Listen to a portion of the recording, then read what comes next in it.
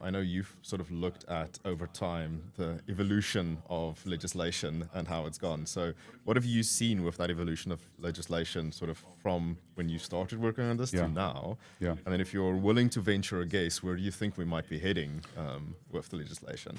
Wow. Yeah, well, it's just been and continues to be just absolutely fascinating. You know, we're still doing the same sorts of business that we've been doing for thousands of years. You know, you buy clothes, you buy bread, you lend some money. These things have been here around, forever. And it's very unusual that a completely new business model or financial model comes along. And I could see instantly that the challenge was enormous. And then again on the regulatory front, I think it was Libra, the Facebook Libra. Mm-hmm. Was that the original name or was that the new name? I get confused because they changed the name. But Facebook Libra, the stable coin, right, which was going to be based on a basket of currencies and established in Switzerland. And that was the thing that rattled central banks and regulators all around the world. And that's what woke them up to crypto being a potential risk and threat to the established order generally in the financial system.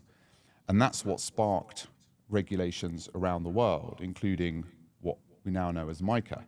And so again, in that group, I think it must have been about 2018, I may be wrong on that, but around that time, we saw the first consultation from the EU, a sort of pre-consultation, and we studied that for quite a long time, and we sent in responses. And again, I saw, that basically trying to fit crypto into the existing investment securities framework, into MiFID, right? So you've got MiFID for investments and securities, got MiCA for crypto, and I could see straight away that was not the ideal because it's new. It's not it's not the same. It's not same risk, same regulatory outcome, but the technology is different at all. The technology is different, which enables a different whole set of business models and business relationships with different risks.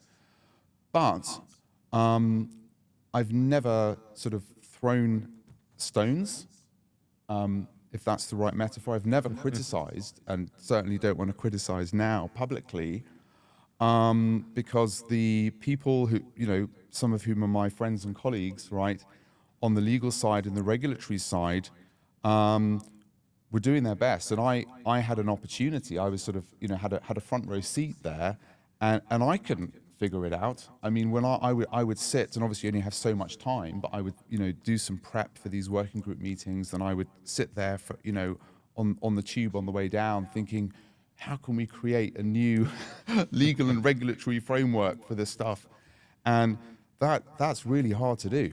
I wasn't able to come up with anything, at least in the time that I had available. And so, it hasn't worked out perfectly.